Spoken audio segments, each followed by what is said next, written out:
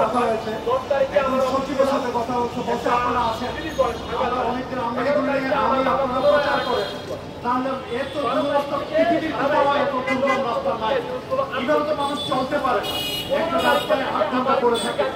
এখন আজকে থেকে 5 বছর আগে সাংহাই থেকে বেইজিং যেতে গিয়ে ট্রেনে 1.5 ঘন্টা সময় লাগতো। ট্রেন আপনারা উঠলে পরে দেখতেন 320 কিলো 350 কিলো যেত। গতকাল থেকে যে নতুন ট্রেনটা লাগছে এটা ঘন্টায় 600 কিলো চলে। কোন দিন বাংলাদেশে আসবে? বাংলাদেশে কিন্তু 2টা গ্রুপ এসেছিল, আমি জানি না বুলেট ট্রেন যাওয়ার জন্য আসছিল, ঢাকা চিটাগং পিছিয়ে যায়, আসতে পারে। যারা আছে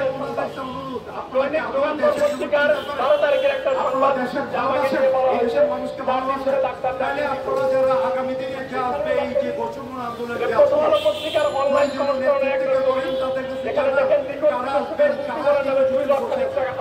যারা বসে আছেন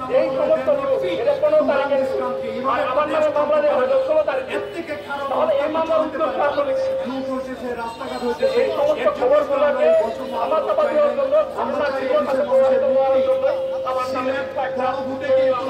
এই ব্রিটিশ আমলে আসছিল। সিলেট আজ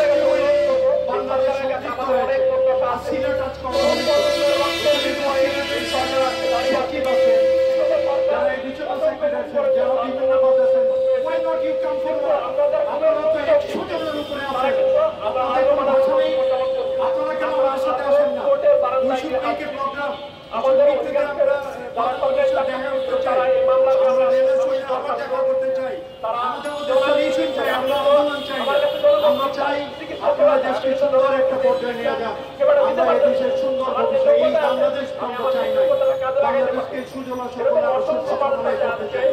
রেলপথে অগ্রগত, রাস্তার অগ্রগত, 6 লেন নিয়ে চলার কথা, এটা মিনিমাম 10 লেন, ডাবল রাস্তা চলে করা এখনো আমরা সেই 6 লেনে আছি।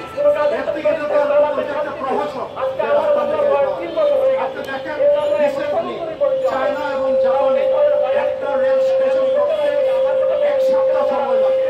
আপনি প্রযুক্তিটা এই ইয়াং জেনারেশন অনেক স্ট্রং, তাদেরকে কাজে লাগাচ্ছে। এই দেশে 45% ইয়াং জেনারেশন যারা দেশের নিচে, এদেরকে কাজে লাগান, ওরা বসে থাকতে চায় না, ওরা রাস্তায় চাপতে ঘুরতে চায় না। আমি রিকোয়েস্ট করবো, যেহেতু বলেন সবাই আমাদের প্রধান উপদেষ্টা বলেন আপনারা সবাই বয়ে যাওয়ার হন, আপনারা সবাই এন্টারপ্রেনার হন, এই দেশে সবাই এন্টারপ্রেনার হতে চায়, সুযোগ করে দেন, যারা আমাদের সুযোগ দেন, আমরা দেশের উন্নতি চাই। আপনারা যেভাবে চালাচ্ছেন দেশকে আগামী তাহলে আপনাদের চিন্তাকে ডেভেলপ করতে হবে। আমরা চাই প্রপার এরিয়াতে আসুন, দেশের উন্নতি হোক, মানুষের রাস্তাঘাটে ঢাকা শহরে আপনি বলেন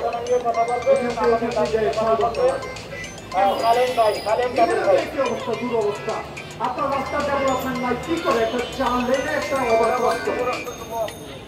আমি পাশের দেশ, আপনি নেপালে যান, দেখেন নেপালে কোনো যানজট নাই। আপনি কলম্বোতে যান, কলম্বোতে প্রত্যেকটা রাস্তা দেন 6 লেন হাইওয়ে। আপনি ভুটানে যান, ডেভেলপমেন্ট হয়, ভুটানে আমরা বলি উন্নয়ন, আমাদের কি উন্নয়ন হয়েছে? আমাদের আমি তো দেখি ঢাকার যে রাস্তাঘাট, এর থেকে দুর্গম রাস্তাঘাট,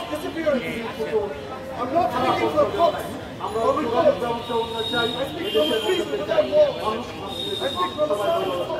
ধন্যবাদ যোগাযোগ পরিষদ, ধন্যবাদ সাংবাদিকবৃন্দ,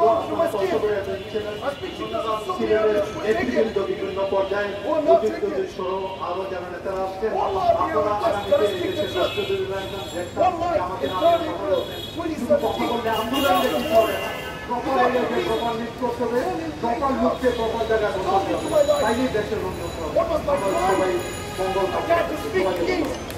Before any questions at all, I dare to think differently. I dare to say like,